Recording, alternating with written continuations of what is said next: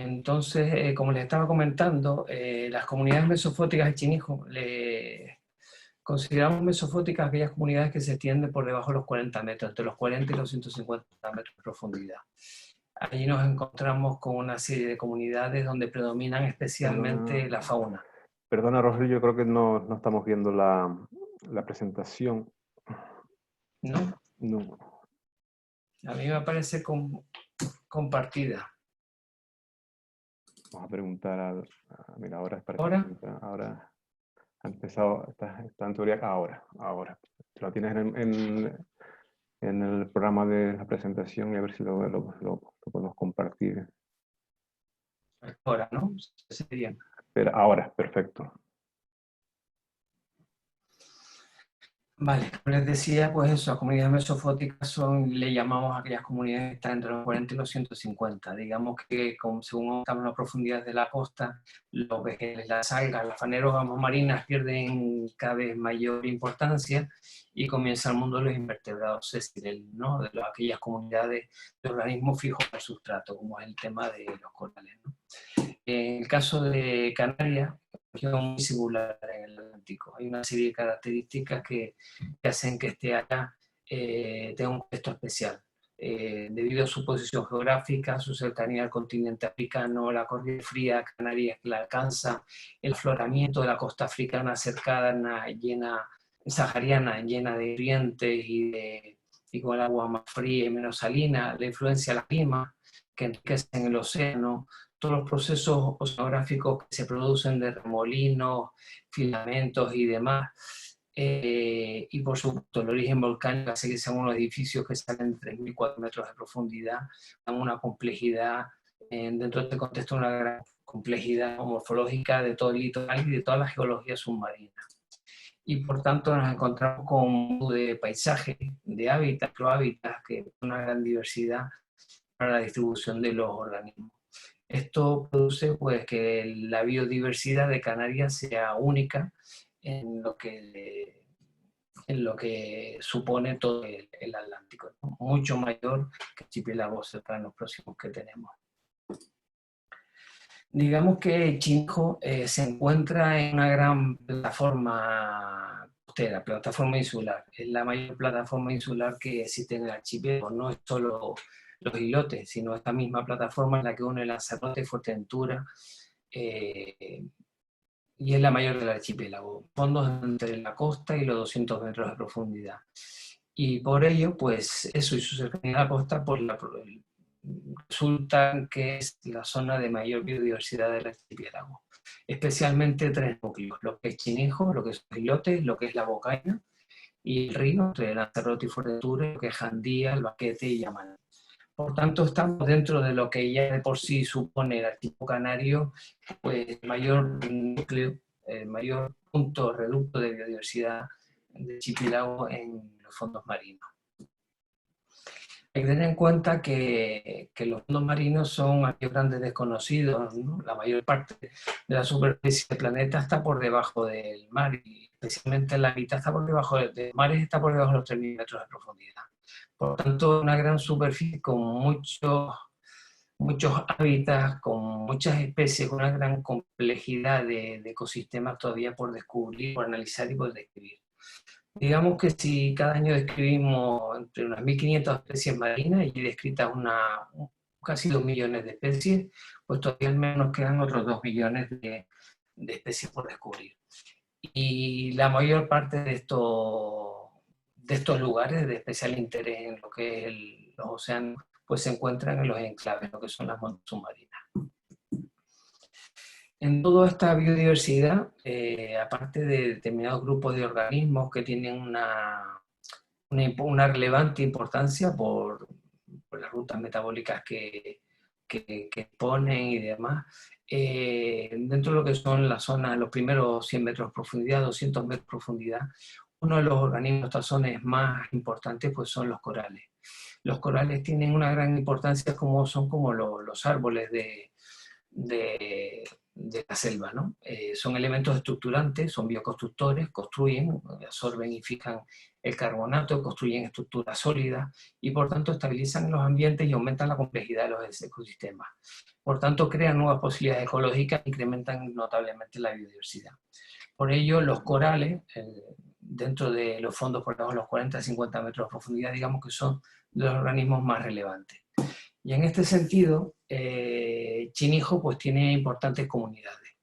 Entre ellas existen una serie de fondos de bajos entre los 30 y los 200 metros de profundidad que configuran hitos, reductos de biodiversidad.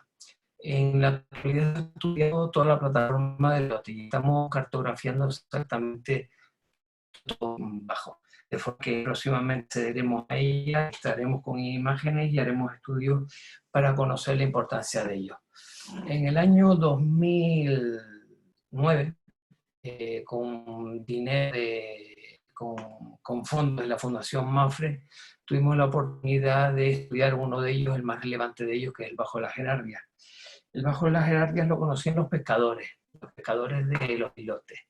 Ellos le decían a un compañero de La Graciosa, Manolo Almenara, lo comentaban que había un bajo en el cual cuando ellos iban a pescar sacaban arbolitos. Se enganchaban los artes, sobre todo cuando iban a la bahía, se enganchaban en unos arbolitos que a veces sacaban hacia arriba, ¿no? Eso nos llamó la atención, hizo que empezáramos a usar la zona con aire comprimido y con el tiempo pues ya fuimos perfeccionando la técnica y acabamos haciendo un estudio ya con equipos de circuitos cerrados como les mostraré más adelante. Les voy a compartir ahora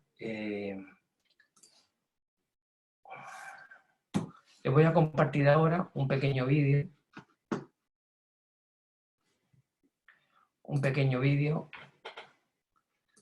de los paisajes que se pueden ver en el llamado Bajo la Gerardia.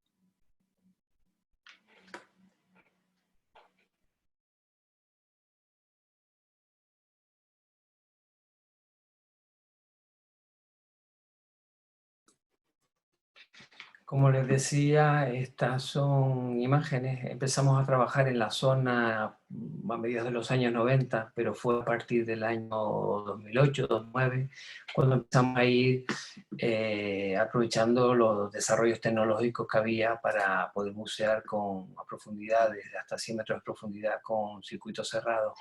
Y estos son algunos de los case vídeos que hizo Rafa Herrero, Aquaworld, Fundación Mapfre, en las expediciones que se realizaron en aquel momento. El trabajo es complejo, tiene cierta, y como curiosidad pues les pongo también otro pequeño vídeo de en qué consiste.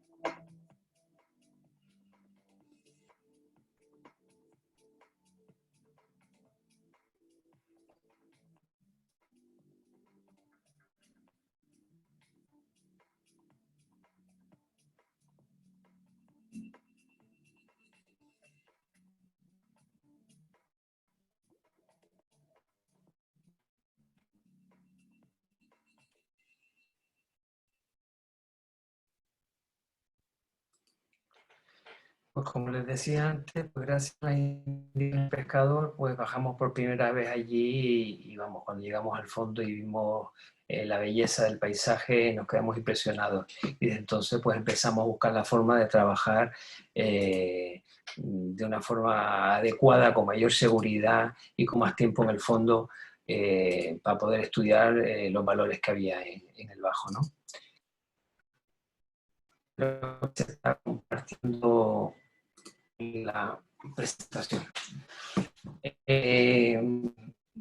Como han visto, pues bueno, para poder trabajar ahí pues se necesitan equipos especiales y sobre todo mezcla de gases. Trabajamos con mezclas especialmente de trimis, con diferentes mezclas de con helio, oxígeno y nitrógeno. El material que hay que transportar es pesado, es luminoso, pero eso nos permite estar en el fondo el tiempo necesario para poder trabajar y estudiar en detalle esta comunidad.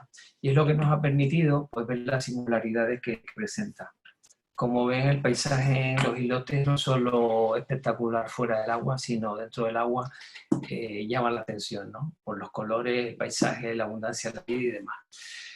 Existen numerosas especies de corales en esta zona. Lo principal de este valor es que en un bajo, debido a su configuración en el fondo, su orientación al sol y a las corrientes, cómo canaliza los nutrientes, pues permite una abigarrada concentración de corales de diversas especies que se distribuyen en profundidad.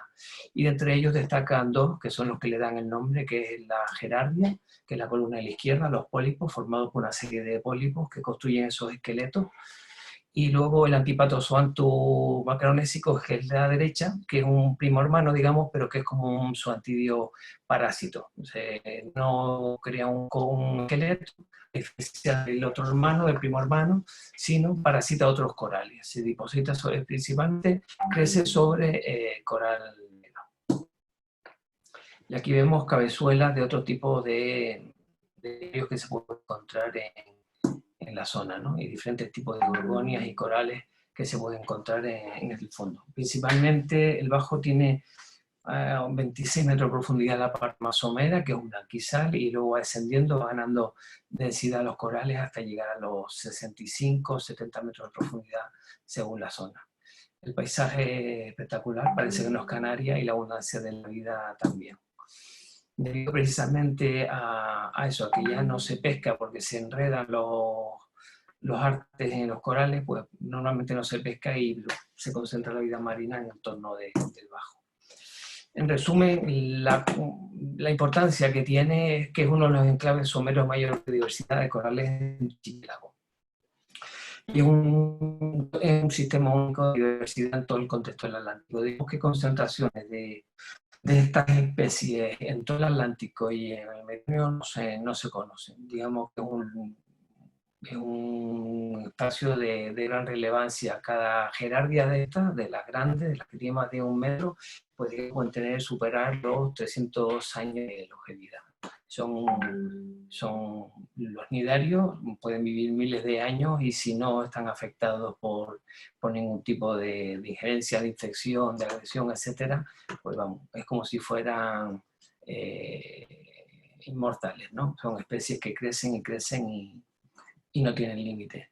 Su particularidad en este caso, en este bajo, es que nos permite ver las comunidades aquellas más profundas, pero a menos profundidad. Son más asequibles para nosotros y nos permite. Por tanto, son una ventana al batial, a las comunidades del batial.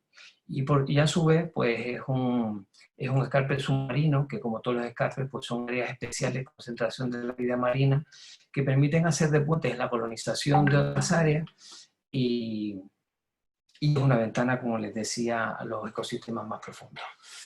Y bueno, esto es lo que les quería enseñar respecto al bajo la gerardia y uno de los ecosistemas más desconocidos que hay, que son los ecosistemas mesofóticos en Canarias, y donde el archipiélago Chinijo pues tiene un núcleo, un reducto de especial importancia. En esta imagen pueden ver cómo en la época anterior a la reserva marina pues se pescaba con nasas en la zona y con cordeles. Y todavía pues, podemos encontrar los restos de las nasas y los restos muertos y moribundos de algunas gorgonias que se engancharon en los cabos y en los sedales, ¿no? Y cayeron al fondo, y algunos, como ven en la izquierda, están muertos y a la derecha pues todavía algunos sobreviven. Cuando las jerarquias son agredidas por los cabos, por las plomadas, etc., pues se daña el tejido y eso provoca que determinados organismos se fijen y crezcan y puedan ir matando las ramas. Si no fuera por esto, la gerardia podría vivir en 1000 años perfectamente. De esta forma, donde los lugares donde se ve habitualmente este tipo de fondos, lesiones sobre los corales pues van produciendo su muerte y por tanto el ecosistema va perdiendo su estructura y su complejidad. Entonces, aunque no haya arrastre en Canarias, en aquellos lugares, en aquellos escarpes donde se pesca habitualmente, la agresión de este tipo de arte pues, puede dañar de esta forma al ecosistema, lo que hace es disminuir su, como les decía, su complejidad y por tanto su productividad y su capacidad de concentración y refugio de la fauna, ¿no? Algunos de los ejemplares muertos, los cabos en el fondo, etcétera, y ramas rotas debido a los fondeos. Esto es lo que quería un poco más o menos enseñar respecto a la zona mesofótica de Chinijo, en la cual seguimos trabajando y en los próximos 2 años pues tendremos resultados. Ya están apareciendo, estamos viendo en los registros de cámara algunos lugares de gran interés y próximamente accederemos y podremos hacer un estudio con ellos. Y ya para finalizar, pues me gustaría hacerles pues, algunos apuntes sobre los problemas que se encuentran de cara al futuro, aquellos desafíos que tiene el archipiélago Chinijo. A mi entender, son dos principalmente. Uno son todos los derivados al cambio climático y luego del desarrollo socioeconómico que aumenta los islotes a la capacidad de carga de los recursos naturales, ¿no? De alguna forma están relacionadas, pero yo me voy a centrar en comentarles solo 4, que en lugar si quieren luego a comentar. Uno es la tropicalización de su flora y fauna. Digamos que en los últimos 30 años hemos visto cómo la temperatura del mar en Canarias pues, ha subido aproximadamente a temperatura superficial pues, 1,5 grados, ¿no? Esto ha provocado que aquellas especies tropicales que se concentran en el lado occidental del archipiélago se vayan extendiendo hacia el lado occidental. Parte de la riqueza de Canarias se deriva de eso, de ese gradiente térmico que hay entre este y oeste, con aguas cálidas al oeste y aguas frías al este. Por tanto, las especies se distribuyen según sus afinidades. Debido a este calentamiento, las especies tropicales se van extendiendo hacia el este, como el pez trompeta, una especie tropical y que desde hace ya bastantes años pues, es un habitante común en el archipiélago Chinijo. Este es uno de los indicadores de cómo la fauna del archipiélago se va tropicalizando y de alguna forma pues aquellas especies de afinidad templada de aguas más frías pues van desapareciendo, se van enrareciendo. Otro ejemplo es el cabozo de Thomson, que es un cabozo que entró en el año 98 en Canarias por primera vez, un cabozo tropical.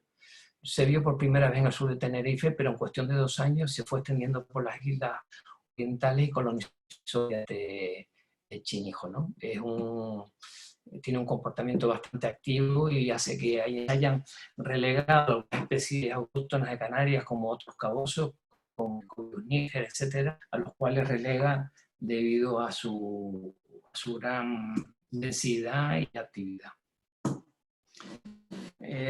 Otro aspecto era la reducción de la abundancia y las especies al equilibrio del ecosistema. Digamos que a lo largo de todo este tiempo, una de las cosas que hemos observado, o sea, Chinijo era en los años 90, todavía uno de los reductos donde podías observar en fondos someros a especies de gran talla, grandes volúmenes, densos y con gran talla, y esto se ha ido reduciendo. Hoy prácticamente es bastante más difícil que antes poder ver aquellos cardúmenes como por ejemplo de saba roquera o de bocinegros, que eran muy numerosos con ejemplares enormes de gran talla. Estas especies tienen una función fundamental en el ecosistema, sobre todo como controladoras de los blanquizales, ¿no? de las densas densidades de erizos que ramonean y eliminan la cobertura vegetal del fondo. En este caso pueden ver, esto es en las agujas, el beril de las agujas, un macho de sama roquera con la boca llena de púas de erizos, ¿no? Por tanto, en los últimos 20 años, la pesca, la extracción de ejemplares de gran talla y la reducción de los volúmenes de los grávidos, pues tiene su relevancia respecto al desarrollo quizás. Una de las son veras de alga fotófila, de genocitoceina, que eran uno de los valores fundamentales del pilote. Estas praderas se extienden por todos los fondos del islote, sobre todo en las zonas expuestas entre la bajamar y los 30 metros de profundidad. Y así fue hasta los años 96 y 97. A partir de ahí, el calentamiento por un lado, que provoca, que favorece la reproducción del erizo diadema y favorece por tanto su productividad y la producción de larvas, y por otro lado la desaparición de los hespáridos, como les decía, pues ha hecho que las explosiones demográficas de los erizos vayan ramoneando estas praderas y las hayan eliminado en gran parte. Por un lado, debido al cambio climático, han ido desapareciendo en las islas occidentales, donde han desaparecido el 97% de las praderas de las islas occidentales en los últimos 30 años, y por otro lado en Chinijo todavía quedan, pero son una pequeña parte de lo que eran antiguamente debido precisamente a esto. A partir de los años 96, 98, fundamentalmente 98-2000, las densas legiones del erizo diadema se desarrollaban y expandían por todos los fondos rocosos. Empezaron desde los 30 metros de profundidad y caminando hacia arriba y fueron eliminando, cercando todas las praderas cistoceras y eliminando completamente la cobertura vegetal. Por tanto, al final, la cobertura vegetal en la mayor parte de las zonas, especialmente las zonas resguardadas, como el sur de Alegranza, ha quedado reducida a los fondos de 6-8 metros de profundidad. El piso va trepando, no puede seguir debido al oleaje que prende. Por tanto, los erizos quedan acantonados en las zonas donde el oleaje no los desprende y es donde, y por encima de ellos es donde permanece todavía las praderas de agafotrófila. En la actualidad estamos preparando también diversas campañas para cartografiar de nuevo las praderas y conocer en detalle cuál ha sido la reducción en los últimos años y cuál es la dinámica de los blanquizales. Otro tema de interés bastante preocupante pues son las floraciones de cianobacterias nocivas, como es el caso de Limbia mayúscula. Esta es una cianobacteria que está presente desde hace varios siglos en Canarias, una especie autóctona de Canarias, pero distribuida en bajas densidades. Digamos que a partir del invierno del año 2010, que fue un invierno cálido, muy cálido, el mayor del que tenemos registro, la especie crece a partir de los 21 grados de temperatura de agua de mar. Es cuando se ve favorecida su actividad y necesita nutrientes, especialmente nitrógeno, fósforo y también la ayuda del hierro. Entonces, a partir del invierno 2010, que fue uno de los más cálidos, que fue uno de los que con las mayores mortandades, las fotófilas en las islas occidentales y centrales, a partir de ese invierno, en marzo, empezaron a desarrollarse esta gran fracción de Limbia mayúscula. Normalmente, a partir de ese año, solo se produce en verano, el agua llega a los 21 grados, y tiene solo unos meses para crecer, luego llegan los grandes temporales y la desprenden, pero ese año, que fue un año de calmas y un año cálido, empezaron a desarrollarse en marzo, con lo cual tuvo un periodo muy largo de desarrollo y colonizando mundos, ¿no? En Chinijo, al igual que todo Lanzarote, Fuerteventura y Gran Canaria, la vertiente este y sur, pues los efectos fueron brutales.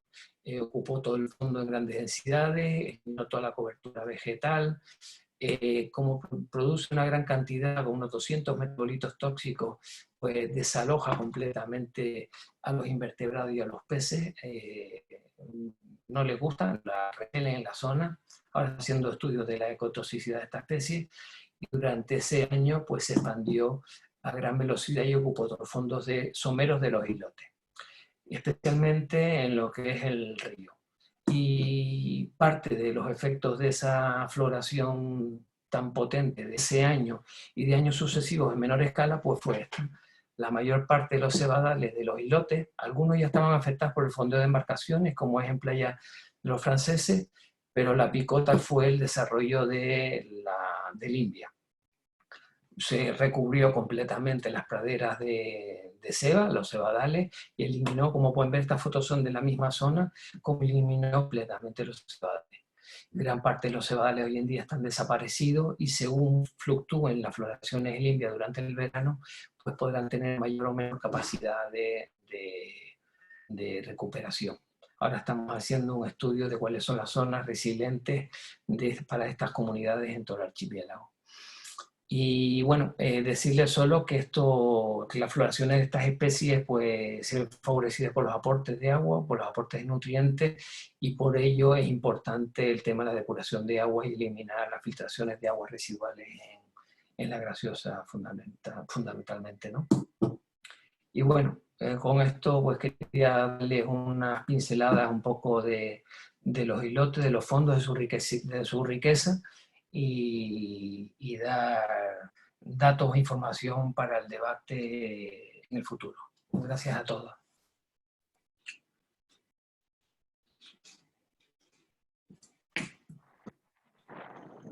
Pues muchas gracias, Rogelio. Bueno, qué tierra más bonita, más impresionante, y vamos a ver qué es lo que nos preguntan por aquí.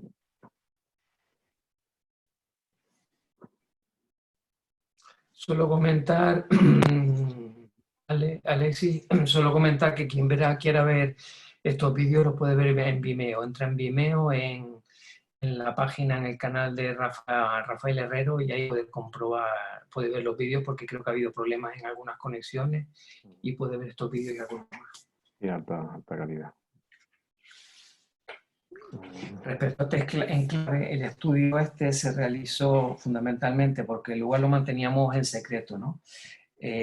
Nos fueron cogiendo las marcas, empezó la gente a mostrar interés por ir, por bucear en la zona, y nos preocupaba, y de alguna forma queríamos que se regulara. Entonces, por eso hicimos el estudio de este tema, con el motivo de darlo a conocer y que se establecieran pautas para su protección. No se ha hecho hasta ahora, pero sí soy consciente de que el nuevo plan rector lo tendrá en cuenta y lo recogerá. Si alguien más se quiere ir apuntando, a ver si aparece otra pregunta. Bueno, creo que no. Yo voy viendo aquí algunas. Bien, vale. Mira.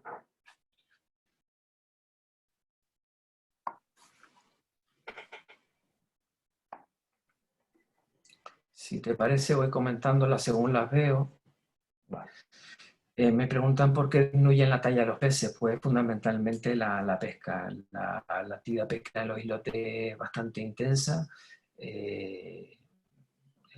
Hay algo de pesca furtiva, ¿no? Que vienen desde el norte de Lanzarote y por el Roque del Este, y luego hay bastante actividad pesquera, más de la que debería, y lo que hemos observado pues una disminución completamente. O sea, las grandes samas que antes se desarrollaban en los fondos someros ya no son tan grandes, ya la talla ha disminuido casi a la mitad de lo que puedas ver. Los cardúmenes son mucho más pequeños y esto se nota. Digamos que el erizo, el control de los erizos, los maquisales, la realiza el ecosistema en completo. Cuando el erizo es pequeño, lo realizan pues los gallitos, los tamboriles, los sargos, todos los espáridos pequeños, pero según va creciendo el erizo, solo los animales, los peces que tienen gran boca, poderosos, son los que tienen capacidad para romperlos, ¿no? Y por ello, si eliminamos las tallas grandes del ecosistema, eliminamos aquellos que son capaces de depredar sobre los erizos.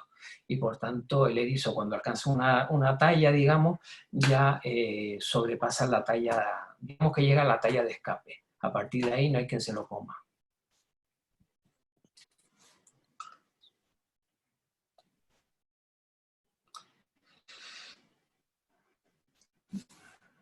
Por ahora no hay medidas en lo que es la protección específica de las comunidades mesofóticas.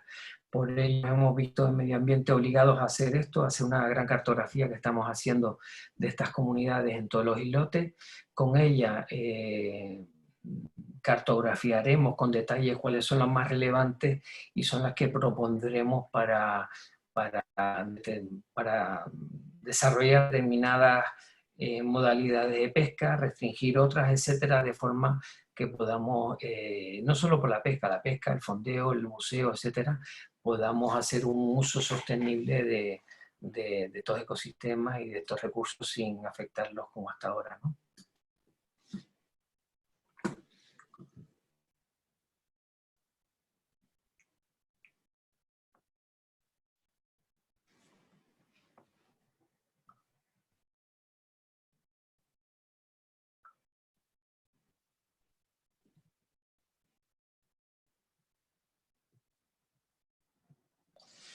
en general los nidarios pues tienen una longevidad enorme, ¿no? Digamos que los pocos datos, los pocos estudios que hay, pues están hasta más de 1000 años en las especies. Digamos que no existe biológicamente factores que detengan o que envejezcan, como son colonias de individuos, pues que provoquen su muerte, ¿no? Su muerte programada. Por tanto, no tienen. El problema de los corales en general, pues son esos, son los problemas ambientales que puedan tener y afectar al crecimiento, y los problemas ambientales en general, o de la estructura, cuando las estructuras de los corales son muy grandes, pues a veces es insostenible, todas son las corrientes. Pero no existe, no conocemos que exista un límite a su crecimiento, y tampoco sabemos si hay fluctuaciones en ese crecimiento.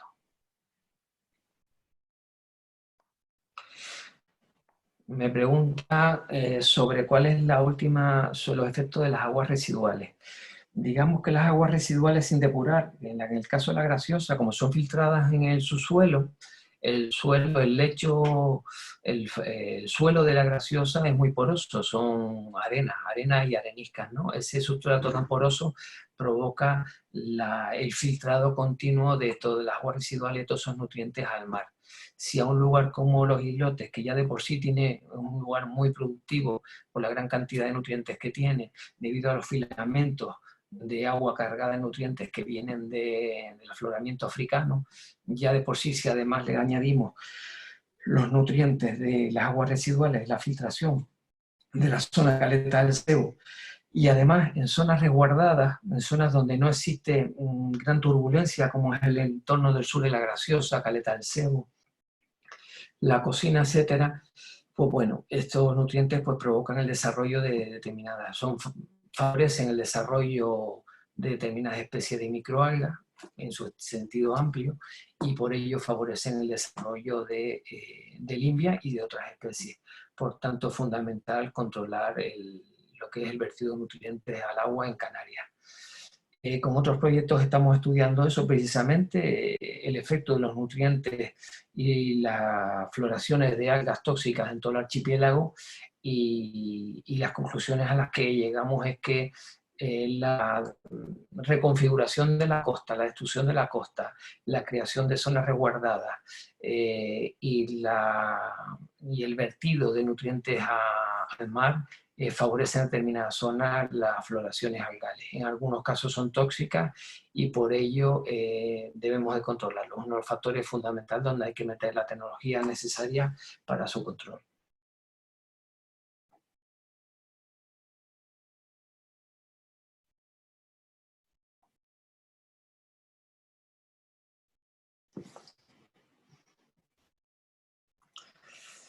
En la nueva cartografía que estamos haciendo ahora, estamos haciéndola con cámaras de remolque y con ROVs. Con ROV estamos llegando a determinados puntos, con cámaras de remolque y GPS diferencial estamos haciendo cartografía, pero luego para el estudio en detalle de la comunidad, la biodiversidad de los organismos, pues bajamos con equipos de circuito cerrado, ¿no?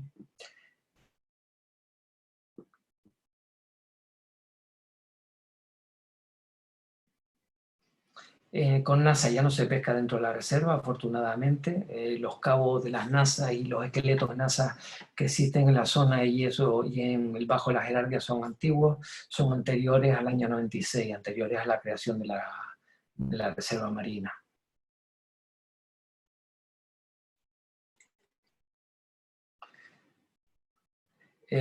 Tal como pregunta Dari, pues sí, Limbia se encuentra latente en el archipiélago, por debajo de los 17 grados se queda paralizada completamente, por encima va creciendo, por encima de 19, y cuando llega a 21 ya tiene temperatura suficiente para desarrollar toda su capacidad metabólica y crecer. Por tanto, en los inviernos permanece latente en determinadas zonas, puede ser incluso en los charcos, que hemos encontrado en charcos pequeñas matas de limbia, en los charcos de los islotes, y luego con el calor crece. Su desarrollo máximo en los últimos años, que no ha sido los periodos de mar cálido tan extensos, pues han sido fundamentalmente en el sur de Gran Canaria, sureste de Gran Canaria, Fuerteventura y algo en Lanzarote, no tanto en los islotes. Pero sin lugar a dudas, el invierno del 2010 y los años posteriores, los 2 años siguientes, fueron cruciales.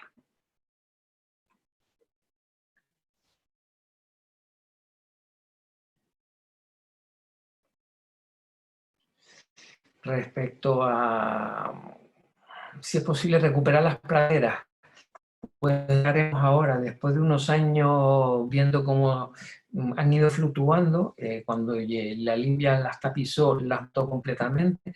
En los años posteriores volvieron a rebrotar a partir de los haces que quedaron vivos y las semillas que había en el sustrato. Si los siguientes eventos, siguiente verano, fueron acabando con ellas, afectándoles gravemente. Y eso es lo que queremos ver ahora, qué praderas han mantenido la capacidad suficiente como para poder rebrotar y mantenerse. ¿Y cuál es la línea? Digamos que praderas, por ejemplo, como la que se encuentra en la punta de los Fariones, que está sometido a gran la corriente hace que se muevan continuamente los hace y que la limpia se desprenda. Entonces, la pradera de la punta de los Fariones se mantiene, en alguna zona más, pero esto del río, en la zona más regular, las praderas han prácticamente desaparecido. Próximamente lo veremos específicamente. Perdona, Rogelio, que te interrumpa, porque es que ellos no pueden ver las preguntas, entonces nos dicen que, aunque más o menos se entiende, que si puedes leer un poquito la pregunta. Vale.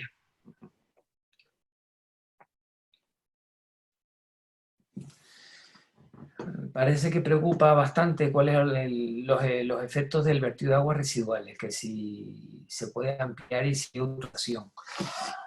No tengo datos ahora exactos de los niveles, las concentraciones perdón un segundo, perdón.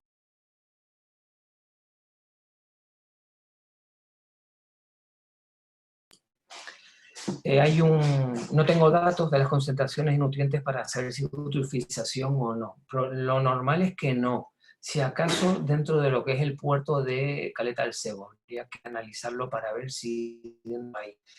Por fuera no, pero digamos que la zona tiene una alta cantidad de nutrientes, concentración de nutrientes normal, natural, por la situación geográfica y los procesos que hemos aludido, pero a eso le añadimos las filtraciones de las aguas residuales. Y esto lo hemos podido ver por cómo se distribuyen algunas especies en torno a lo que es los fondos de Caleta del Cebo, ¿no?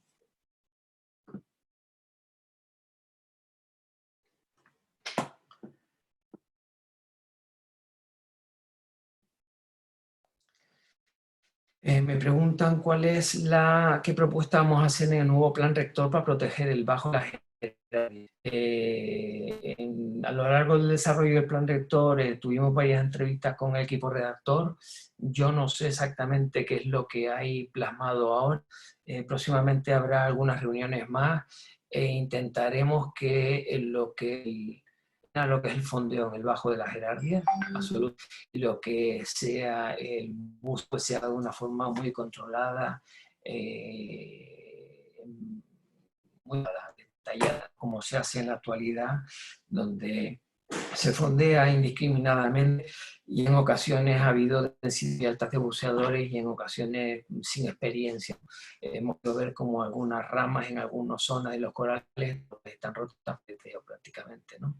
Eso también lo hemos visto en otras zonas donde se bucea, como es en la zona de Puerto Rico y más especies corales, ¿no? Entonces, somos partidarios de que Chinijo es un valor importante, un valor singular, de que el usuario y cualquiera debería disfrutarlo, porque no tiene sentido de que existan tan espectaculares esa biodiversidad si no somos capaces de disfrutarlo, pero tenemos que hacerlo con unas medidas, unas restricciones y unas medidas de control más adecuadas a las que ha habido hasta ahora. Comunidades como esta, como les decía, no hay en otras zonas del archipiélago, no las hemos visto hasta ahora, y zonas como el Bajo de la Jerarquía hay algunas muy similares en el entorno de los hoteles, pero todavía no hemos encontrado ninguna con esta concentración en esta hectárea, en una hectárea prácticamente esta concentración de vida, como es el caso del islote, del Bajo de la Jerarquía, perdón. Me preguntan también si ha habido mejoras en las praderas de Cistoseira. No lo sabemos. Los últimos datos hasta mediados hasta el año 2010, 2012, es que no había habido mejoras en las praderas de alga fotófila del género Cistoseira. Lo normal es que no las haya. Las praderas de algas fotófilas están desapareciendo en todo el archipiélago debido al calentamiento principalmente. Y por ello en los islotes lo normal es que no vayan a mejor entre los dos efectos combinados. Este año esperamos empezar unos estudios nuevos de ectografía en toda la provincia de este tipo de praderas y con mayor detenimiento en los islotes y poder comprobar cuál ha sido la regresión, el estado y la dinámica. Y a partir de ahí poder hacer un plan de conservación para esta especie.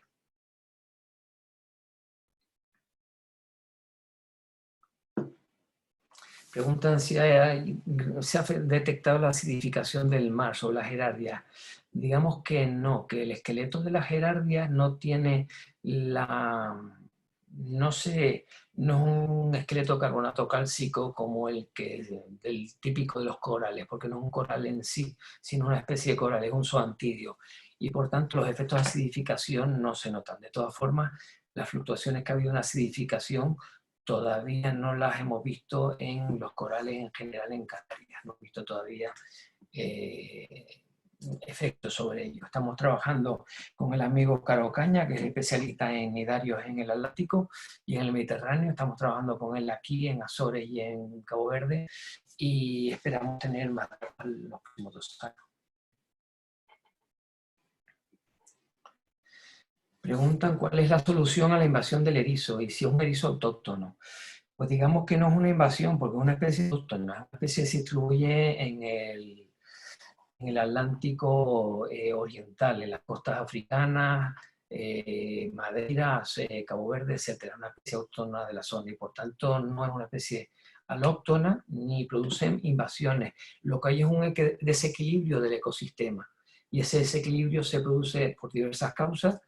Pero en concreto, en el caso de los islotes, viene producido, a mi forma de ver, principalmente por un desequilibrio ecosistema, la reducción de los predadores. Algunas tesis doctorales de compañeros de la Universidad de Laguna han trabajado en este sentido y han podido comprobar cómo la reducción de los predadores determinados, como en el caso este que hablaba, digamos que en las islas orientales tiene mayor relevancia los gallos, por ejemplo, que son más abundantes, el tamboril espinoso, etc.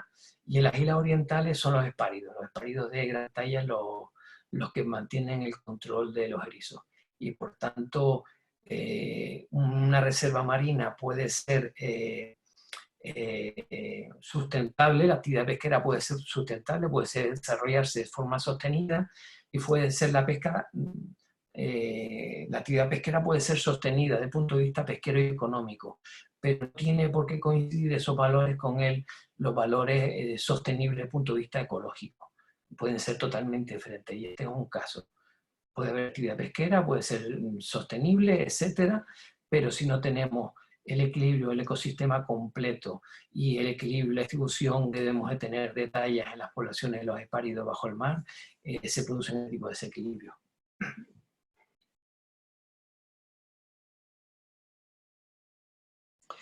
Preguntan sobre los impactos de las praderas en los fondeos en la playa de los franceses y si hay algún estudio o hay previstos ecofondeos en alguna medida. Los fondeos es un problema que se conoce desde hace muchos años, ya en los 90 ya se dijo en el plan de ordenación de los recursos naturales de Chinijo, en el primer plan rector, que había que eliminar el fondeo, que colocar fondeos ecológicos, lo que se llaman, y que había que regular esto. En los papeles está, como muchas otras normas del plan rector anterior. El problema es que las administraciones no han hecho cumplir las normas, ni han hecho los deberes, ni han tocado ni han regulado adecuadamente en la zona, y a pesar de que Chinijo es, digamos, que es la zona archipiélago con mayor figuras de protección superpuestas una encima de otra en el mismo área y que protegen todos los valores protegibles con todas las figuras que existen en la normativa, pero luego la realidad es que no se terminan de cumplir ni hay coordinación entre las diferentes administraciones.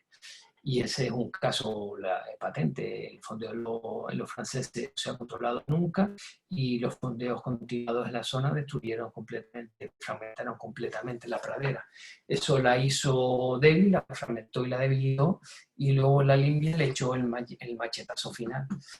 Tendremos que ir próximamente y ver si queda algo, algún brote que esté creciendo en alguna zona, pero soy bastante escéptico al respecto. También pregunta si han encontrado especímenes únicos para la ciencia. No, por ahora no. Hemos visto especies que son comunes en otras zonas, sobre todo en fondos profundos, pero estamos hablando del bajo la Gerardia, pero no nuevos para la ciencia. La importancia del bajo es la concentración de especies, que en el mismo lugar encontramos una gran concentración de especies, lo que produce un conjunto único y que además es un conjunto de especies de fondos más profundos que lo podemos encontrar en zonas más someras. Por eso produce esa concentración de biodiversidad, pues ofrece un ecosistema único, ¿no? Y una gran concentración de vida y de productividad que se exporta al resto de fondos. Es un núcleo, es como digamos un hotspot, ¿no? Es un núcleo de biodiversidad capaz de exportar larvas, propágulos, etcétera, a los fondos cercanos. Bueno, luego nos quedan solamente dos preguntitas que estaban por el chat. La gente del chat ha ido pasando a la parte de preguntas. Y nos preguntaban por un lado, en los últimos años pues también habían estudios de que los erizos estaban siendo afectados por alguna bacteria, y nos preguntaban si eso pues también estaba ocurriendo en Chinijo, si existen esos estudios de si las poblaciones de estos erizos estaban en regresión o no, y bueno, qué datos había. Sí, es verdad, ha habido que sepamos en los últimos, creo que son 10 años, ha habido por lo menos 2 mortandades masivas de diadema. La última, hace 2 años, fue bastante fuerte y eliminó gran parte de los erizos, sobre todo en las islas de Tenerife, Gran Canaria, Fuerteventura y Lanzarote. Eliminó gran parte de los blanquizales. En la primera mortandad se hizo un seguimiento, vimos como al poco tiempo, al año, los erizos que quedaban en el medio, que sobrevivieron, fueron capaces de recuperar rápidamente densidades similares. La segunda les afectó también de forma brutal y digamos que en aquellas zonas, en muchas zonas no ha habido una recuperación de los blanquizales. Los fondos se han quedado con densidades menores, la cobertura vegetal ha aumentado y todo esto ha sucedido especialmente en aquellas zonas que están en mejor equilibrio, ¿no? En aquellas zonas que tienen mayor cantidad de peces, por decirlo de alguna forma. Muchas personas. Chinijo afectó la mortandad, pero desconocemos si los erizos se han recuperado. No sabemos porque los estudios se realizaron en las islas que teníamos más acceso, Fuerteventura y Lanzarote, pero sobre todo Tenerife y Gran Canaria, y no sabemos si el golpe que les metió fue tan grande como las otras islas y si se han podido recuperar. Eso es lo que intentamos ver a lo largo de este año y el que viene. Vale, y luego podremos estar aquí hablando y exprimiéndote. Rogelio, pues en el chat dice, bueno, ¿y alguna connotación, algún dato positivo para el futuro? Sí, vamos a ver, yo soy muy pesimista con nuestro futuro, pero pero tengo muchas esperanzas, digamos, ¿no? Soy pesimista porque por más que llevamos peleando mucho tiempo, o sea, la solución a gran parte de los problemas pasa por un cambio en la mentalidad, en el comportamiento, los usos y por crear espacios protegidos marinos. Y como decíamos, Chinijo es un espacio marino protegido, pero realmente cuando yo digo protegido, es protegido de verdad, sin actividad activa de ningún tipo. Y los únicos lugares sin actividad activa en el archipiélago son 3 rinconcitos, son tres lunares que hay en el archipiélago, son las 3 reservas integrales. Son insuficientes para ello. Y en el caso de Chinijo, reserva integral es el Roque del Este nada más, que es un lugar que no responde o que no le permite a funcionar como reserva integral y no tiene la capacidad regeneradora de los fondos de los islotes. Por tanto, Sí, tengo la esperanza de que en algún día entremos en razón, seamos menos egoístas y capaces de reducir nuestra actividad y permitir que existan zonas con restricciones más potentes, con menos actividad extractiva, y eso permita el equilibrio natural y que por tanto hay un futuro, ¿no? Un futuro para esta zona tan singular. Pero pasa por nosotros, o sea, los políticos no toman decisiones si la población está en contra. Y yo hasta ahora no he visto ningún interés por parte de todos nosotros de decir, pues vale, cedo esta área para que no se pesque y cedo en mis pensiones para que haya un porvenir, ¿no? Bueno, esperamos entre todos y aprovechando estos momentos de reflexión y estas oportunidades en este seminario con estos pequeños granitos de arena que estamos lanzando, pues que se recojan los mensajes y bueno, a lo mejor poco a poco iremos avanzando en positivo en la conservación de este Pongo un ejemplo, espacio. ¿vale? Si llevamos todo el pasado con el ministerio haciendo diferentes talleres por todo el archipiélago hablando de los planes de gestión de la SEC, las marinas del archipiélago. Y nuestra intención llegar mínimo al 10% de actividad de área, de perímetro costero y plataforma costera sin actividad extractiva. No hemos conseguido el apoyo ni de la mayor parte de los sectores en ello. Pues ahí tendremos que hacer un esfuerzo más entre todos de comunicación, de divulgación, para que se presionen precisamente pues, a las administraciones, a los políticos, al fin y al cabo no dejan de ser ciudadanos igual que nosotros. Y sí, exactamente, está en nuestras manos. Muchas veces nos quejamos de lo que pasa, pero es entre todos. Pero primero la gente tiene que conocer qué es lo que hay ahí, más en el fondo marino, en el gran desconocido, y si ya es problemático la solución de los problemas de conservación en tierra, pues imagínate en el medio marino. Sí, es muy importante, pues bueno, la aportación de personas como tú y comprometidas y que son capaces pues, de dar la cara en estas charlas y exponer los problemas cuando se puede. Muchas gracias, Rogelio. Si tienen alguna cosita de última hora, y si no, pues vamos cerrando. Bueno, pues nada, pues lo dicho. Gracias, las charlas las iremos colgando. Mañana tenemos más y pasado y hasta el 10 de mayo. Espero que sigan ahí y bueno, pues nada, gracias Rogelio otra vez. Pues gracias a todos, un salud para todos y no, a ver si somos capaces de dejar tantas figuras de protección y ponernos de acuerdo en una sola, pero que permita la conservación de los islotes para el futuro y las nuevas generaciones. Un abrazo a todos. Nada, gracias a todos y hasta luego, hasta mañana.